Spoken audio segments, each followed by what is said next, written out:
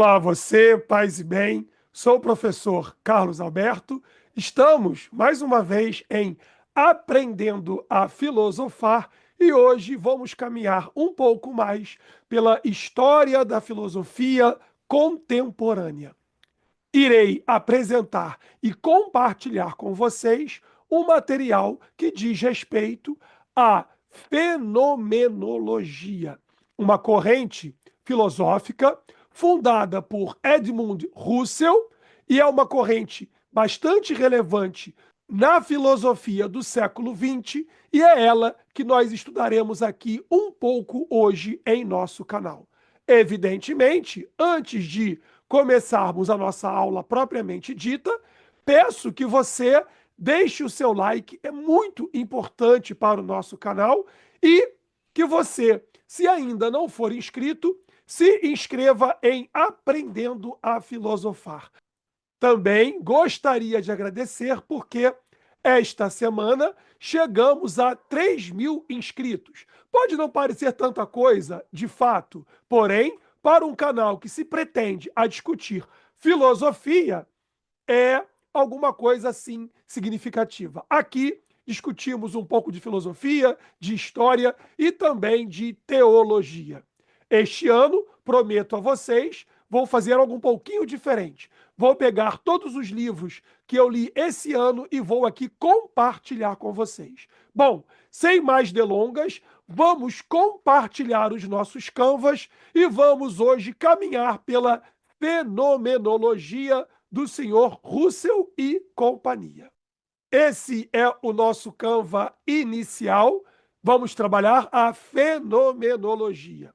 O termo fenomenologia foi criado pelo filósofo alemão Lambert, que viveu no século XVIII, como podemos ver ali no Canva que eu compartilho com vocês. Ele é um iluminista. Segundo Lambert, a fenomenologia seria o estudo puramente descritivo, então é a descrição da coisa, do fenômeno, digamos aqui fenômeno como acontecimento, tal qual este se apresenta à nossa experiência, a experiência do indivíduo também. Veremos que a fenomenologia, por um bom tempo, está bastante preocupada com a questão do indivíduo. Depois, ela vai se abrir um pouco mais também. Então, o termo fenomenologia é iluminista e chega a Husserl a partir de Lambert. Aqui eu coloquei, claro, um cérebro humano e aqui o homem tomando a sua consciência. Veremos aqui que sempre na fenomenologia, uma consciência é consciência de alguma coisa. Não há a consciência do nada. Eu lembro que, quando eu fazia filosofia na PUC, uma das nossas professoras, PUC do Rio de Janeiro, dizia: o acaso é a explicação para quem não tem explicação. Aquilo que acontece, um fenômeno, ele tem uma intencionalidade, há uma intenção. Não se faz por nada ou por acaso. Isso a gente vai ver bastante aqui na fenomenologia. Então aqui temos um homem diante de um cérebro e a sua intencionalidade é o que eu quis transmitir para vocês. Foi a minha intencionalidade ao compartilhar essa imagem com vocês. Vamos adiante. Já fizemos aqui no canal um vídeo sobre o senhor Wilhelm Friedrich Hegel. Hegel, ele vai escrever uma obra chamada Fenomenologia do Espírito. Portanto, também o nosso Husserl bebeu de Hegel a ideia da fenomenologia. Não só de Lambert, mas também de Hegel. Vamos ao texto de Hegel. Hegel vai empregar o termo em sua Fenomenologia do Espírito, sua obra certamente mais importante, de 1807. Porém, para designar o que denomina de ciência da experiência da consciência, ou seja, o exame do processo dialético. Hegel é o homem da dialética e da síntese dialética também, da constituição da consciência, desde o seu nível mais básico até, que é o mais básico é o sensível, até as formas mais elaboradas, mais completas de consciência de si, que vão levar à apreensão, à compreensão do absoluto, que é a proposta de Hegel. Então, parte-se daquilo que é o sensível, mas evidentemente não se quer ficar nisso. Aqui também poderíamos citar Kant, que também influenciou o nosso amigo Edmund Husserl, que é o, digamos, sistematizador da filosofia fenomenológica. Coloquei aqui para vocês também alguns outros pensadores que caminharam pela fenomenologia. É importante traçar, é uma corrente filosófica. Edmund Husserl, que é o seu sistematizador, que bebeu de Lambert, como vimos aqui, que também bebeu nas fontes de Kant, de Hegel, um pouco de Aristóteles. Falaremos disso aqui também de novo na intencionalidade. E ele também vai fazer escola. Outros pensadores que vão caminhar a partir da sua fenomenologia, teremos aqui, entre eles, o senhor Jean-Paul Sartre. Alguém pode perguntar, mas Sartre não é o existencialista? Sim, Sartre é existencialista, mas ele também bebeu antes da fonte da fenomenologia de Husserl. Outro grande pensador e também outro francês é o senhor Maurice Merleau-Ponty. Esse aí é campeão do Enem. Não que Sartre não seja, mas Merleau-Ponty cai muito na prova do Enem. E Merleau-Ponty vai pegar essa fenomenologia do Husserl, que trabalha mais uma questão da subjetividade, e vai trabalhar essa questão numa filosofia fenomenológica, pensando as relações intra-humanas. Ele vai abrir, tá, uma questão mais individual para uma questão mais coletiva, mais plural, digamos assim, na filosofia fenomenológica, mas já um pouco diferenciada de Merleau-Ponty em relação a Edmund Husserl. Temos aqui ainda o judeu francês Levinas, que terá uma preocupação com a explicação do Talmud. Olha aqui a intencionalidade. Levinas quer entender como vai se organizar o Talmud e a sua importância. Para quem não conhece, o Talmud tem uma relação muito importante ali com a tradição, com a cultura da Torá também judaica, e ainda buscando as suas origens, que é importante na filosofia fenomenológica. Nas origens aqui é buscar os livros principais, originais da Bíblia ali, os primeiros livros da Bíblia que formam a Torá. Gênesis, Êxodo, Levítico, Número, Deuteronômio, que vão ser importantes para Levinas, que vai tentar trabalhar isso no aramaico. É a volta às fontes, que também faz parte da filosofia fenomenológica. Bom, a fenomenologia, como eu já disse para vocês, é uma corrente filosófica muito importante do século XX e ela é fundada por Edmund Husserl. Ela visa estabelecer um método, agora estamos definindo para vocês a fenomenologia. Atenção, hein? Visa, então, estabelecer um método de fundamentação da base da ciência e da constituição da filosofia como uma ciência rigorosa. Atenção! Eles, os fenomenólogos, têm uma preocupação com a importância e o rigor da ciência. Porém, todavia, eles não são positivistas. Pelo contrário, são críticos ao positivismo. Para a filosofia fenomenológica, a ciência é importante, o seu rigor é importante, todavia, a filosofia não deve, vou dizer assim, dizer amém, um sim senhor, para a ciência como tal. O positivismo, que nós conhecemos muito de Augusto Comte, é objeto de crítica da fenomenologia. Sigamos.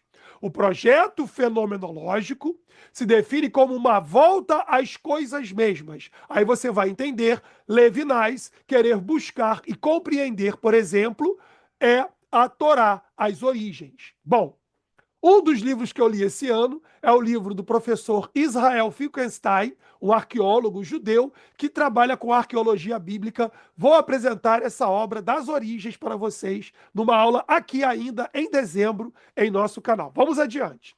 Ele quer compreender os fenômenos, repito, os acontecimentos, aquilo que aparece à nossa consciência, que se dá com o seu objeto e como algo intencional. Repito, todo fenômeno é um fenômeno que vai ser interpretado pelo sujeito, é a maneira como pensa Edmund Husserl, o sistematizador da fenomenologia, mas de forma intencional. Não há algo feito do nada. Se eu, por exemplo, pego para vocês, olhei aqui para o lado e peguei, a minha Bíblia, que eu gosto muito de estudar com ela, do Peregrino, porque tem ótimas citações de pé de página, e eu olhei e trouxe para cá, existe uma intencionalidade também no meu pensamento e na minha consciência. Isso é também fenomenologia. Vamos seguir. O conceito de intencionalidade ocupa um lugar central na filosofia fenomenológica, definindo a própria consciência como intencional, como voltada para o mundo. Toda consciência, isso é uma frase famosíssima de Husserl, toda consciência é consciência de alguma coisa. Não há a consciência do nada. Se é consciência, é de algo. E ele vai partir primeiro de uma subjetividade, né, mas que depois vai se ampliando também na sua construção filosófica. Vamos adiante. A fenomenologia, dessa forma, ela pretende, ao mesmo tempo, combater o empirismo e aquela questão do racionalismo, embora entre o empirismo e o racionalismo a fenomenologia se aproxime um pouco mais do racionalismo. Esqueci de falar para vocês, mas o senhor Edmund Husserl, ele é também um matemático, ele também tem alguma inspiração em Descartes, e eu vou explicar isso para vocês, como para o Husserl, eu tenho que pegar o fenômeno, eu vou decompor o fenômeno para chegar às suas partes primeiras. Isso não nos lembra Descartes? Pegar o objeto de estudos, dividi-lo em partes para conhecer cada uma em separado. Isso é Descartes. Para o Husserl é compreender a coisa na sua essência, na essência primeira, para depois trazer para o nosso mundo, para a nossa contemporaneidade, digamos assim, e também entendê-la melhor na sua completude. Isso é parte da metodologia fenomenológica. Seguindo, ele também não está ligado a um psicologismo freudiano, isso é uma crítica, e ele quer superar a oposição tradicional entre o realismo e o idealismo alemão do século XIX. Então ele tenta dar um passo à frente da filosofia também de Hegel. A fenomenologia pode ser considerada uma das primeiras correntes filosóficas do século XX. Já apontei aqui nessa aula de hoje. Sobretudo na Alemanha, que é o seu berço, e depois na França. Citei aqui com vocês, né? Merleau-Ponty, Lévinas e o grande Jean-Paul Sartre. Tendo influenciado fortemente o pensamento de Heidegger, Heidegger foi aluno de Husserl. É bom que lembremos disso. Assim como Jasper. Jasper e Heidegger foram alunos e beberam em Husserl. E o existencialismo de Sartre, que é uma filosofia que é um pouquinho posterior, e dando origem a importantes desenvolvimentos filosóficos nas obras de Merleau-Ponty, que vai ter uma preocupação mais com a intersubjetividade, como eu citei para vocês, e também o Paul Ricoeur, que é aquele que vai trabalhar a ideia da crise do pensamento e do questionamento do pensamento racional no século XIX, sobretudo citando Karl Marx, Nietzsche e Freud. Mas aí seria mais o Paul Ricoeur, que exige de nós uma outra aula aqui em nosso canal. Como é de praxe em nosso canal, vou terminar esta aula fazendo uma questão do Enem. Poderia escolher muitas outras diferentes, porque isso é comum na prova do Enem. Faremos uma questão de 2018 da prova azul sobre a filosofia fenomenológica. Vamos à questão. O filósofo reconhece-se pela posse inseparável do gosto da evidência e do sentido da ambiguidade. Quando se limita a suportar, simplesmente aceitar a ambiguidade, esta se chama equívoco. A filosofia não busca o equívoco, pelo contrário. Sigamos. Sempre aconteceu que, mesmo aqueles que pretenderam construir uma filosofia absolutamente positiva, reparem aqui a crítica ao positivismo do Augusto Comte, só conseguiram ser filósofos na medida em que, simultaneamente, se recusaram o direito de se instalar no saber absoluto, porque aí é ignorância, lembremos de Sócrates. Tudo sei. Não, não sabemos tudo. Pelo contrário.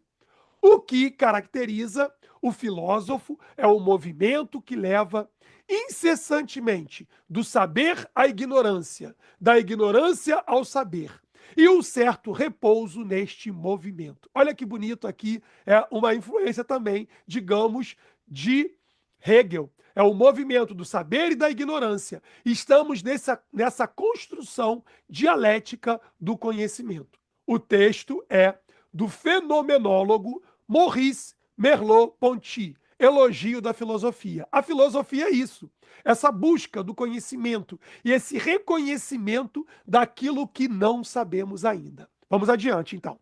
O texto apresenta, comando da questão, um entendimento acerca dos elementos constitutivos da atividade do filósofo, que se caracteriza por, letra A, reunir os antagonismos das opiniões ao método dialético. Então, eu vou fazer dialética reunindo antagonismos de opiniões. Mas eu não posso ficar só no antagonismo de opiniões. Filosofia, lembrem-se de Platão, não gosta de opinião pela opinião.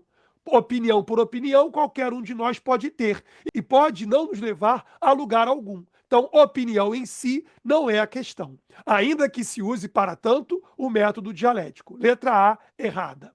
Letra B, ajustar a clareza do conhecimento ao inatismo das ideias. Claro que não, isso aqui, inatismo das ideias, as ideias são inatas, que é a base lá de algo do racionalismo, não é aqui a essência da questão para a fenomenologia. A fenomenologia já buscou essa superação entre a dicotomia racionalismo e empirismo. As ideias não são inatas, elas são também construídas. E nós as interpretamos com nossas intencionalidades, como vimos aqui. Letra C. Associar a certeza do intelecto à imutabilidade da verdade. Então, eu associo o meu intelecto a uma verdade imutável. Não, porque a consciência é consciência de algo, como já vimos aqui. Letra D. Conciliar o rigor da investigação. Que investigação? Da investigação científica. Vamos usar, sim, o rigor da investigação científica. É a proposta da fenomenologia. Sem, porém, dizer amém, como queria o positivismo de Augusto Comte e dos seus seguidores. Adequando, então, o rigor da investigação à inquietude do questionamento. O filósofo deve ser o homem da inquietude, da busca, que não se satisfaz, que investiga. Isso é fundamental. Podemos lembrar aqui, por exemplo, o Édipo Rei, que quer investigar na obra de Sófocles. Isso é o papel do filósofo, isso é o que a fenomenologia nos propõe. Conciliar o rigor da investigação à inquietude do questionamento. Opção correta, letra D de dado. E letra E, já sabemos que não está correta. Compatibilizar as estruturas do pensamento aos princípios fundamentais. Não estamos aqui numa filosofia estruturalista. Não é isso o que prega a fenomenologia. Não pode ser a letra E. Opção correta é a letra D. Muito bom, meus caros. Agradeço a você que chegou até aqui. Essa foi a nossa videoaula de hoje. Um grande abraço a todos e todas. Paz e bem, que o nosso Deus abençoe cada um de vocês. Estaremos aqui na próxima semana com uma nova videoaula em Aprendendo a Filosofar. Um grande abraço a todas e todos. Tchau, tchau. Até lá.